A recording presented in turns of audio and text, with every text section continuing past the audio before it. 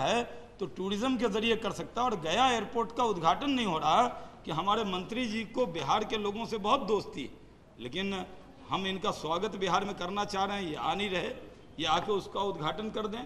और साथ में मैं ये भी कह रहा हूँ कि जो भागलपुर में एयरपोर्ट है उसकी मैं आपने एश्योरेंस दिया, रामकृपाल यादव जी के प्रश्न के जवाब में आपने इस बात का उत्तर दिया था कि भागलपुर में एयरपोर्ट बनाएंगे। आपका मैं धन्यवाद करता हूं कि 3 बार आपने वहां टीम भेजी है।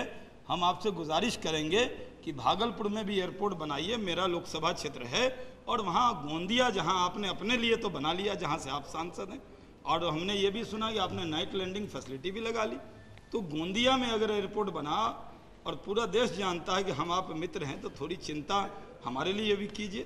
भागलपुर में भी एयरपोर्ट बनाइए और गोंदिया से भागलपुर की फ्लाइट चलाइए। लेकिन मंत्री जी उस पर ध्यान नहीं दे रहे।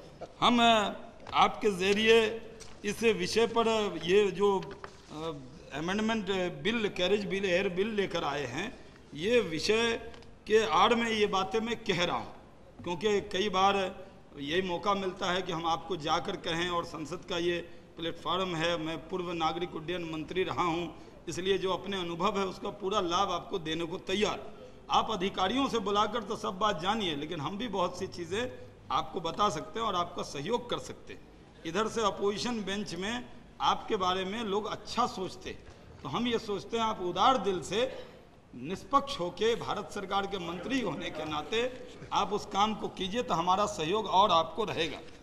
आपसे हमारी जो गुजारिश है कि जो 2 एयरपोर्ट के बारे में हमने आपसे कहा है कि आज जो ईंधन है, जो ट्रैफिक कंजम्पशन की वजह से जो ईंधन बहुत बड़ी तादाद में जलता, अगर हम देख लें तो सिर्फ सालाना बर्बाद होने वाला जो ईंधन है, उपाध्यक्ष जी आपको ताजुब होगा कि सिर्फ 1 साल में इस गरीब मुल्क में, जहां हम बात कर रहे हैं कि लोगों की, गरीब की भलाई की बात कर रहे हैं, वो सरकार इस बात पर भी तो ध्यान दे कि 1 साल में 1460 करोड़ का नुकसान तो सिर्फ ईंधन जलने से हो रहा है।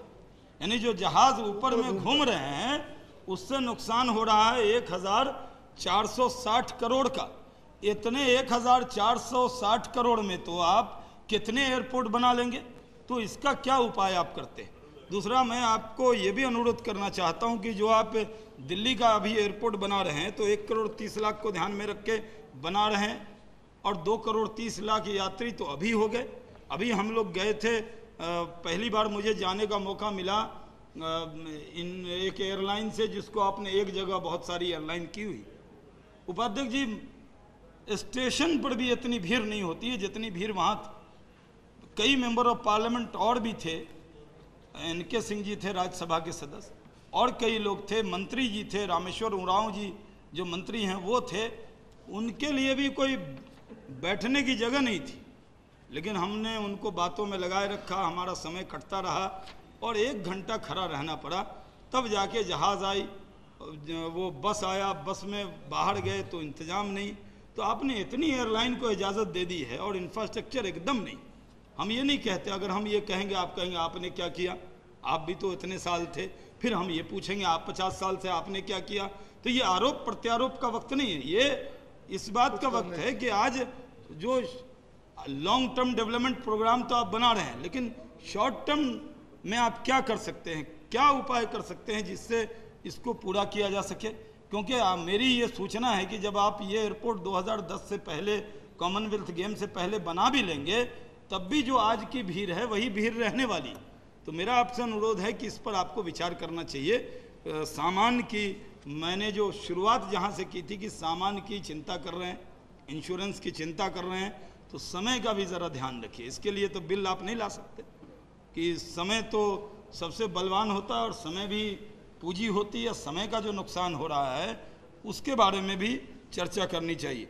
मैं फिर से आपको आपका मनोबल बढ़ाते हुए कि आप एक अच्छा विधेयक लेकर आए हैं, हम कोई उम्मीद करते हैं कि इससे बहुत यात्रियों को सुविधा मिलेगी, और हम ये भी आपसे अपेक्षा करते हैं। और जैसा मैंने आपको व्यापक रूप से कहा है, मैं जानता हूं कि इस विषय पर बहुत जो सांसद बोलेंगे और कई विषय इस पर रखेंगे।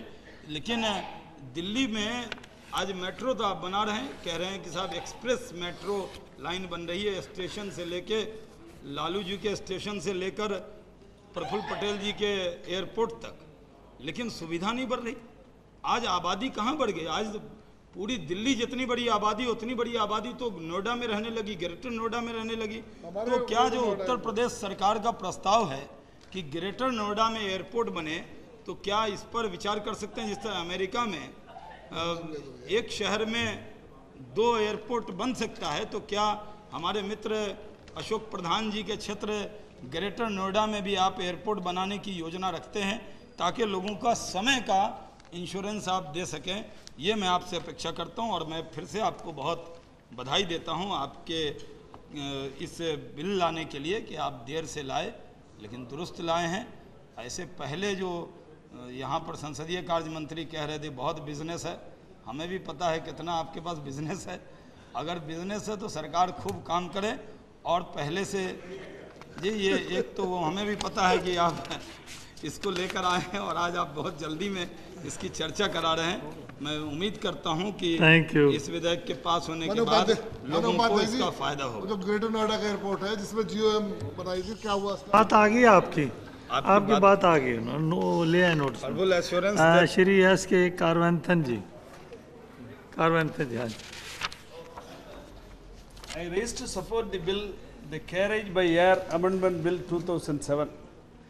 This is the bill to further amend the Carriage by Air Act 1972. On 12/10/1929, it was signed at Warsaw to give effect to the Convention for the Unification of certain laws relating to international carriage by air. Then it was amended as per the Hague Protocol on 28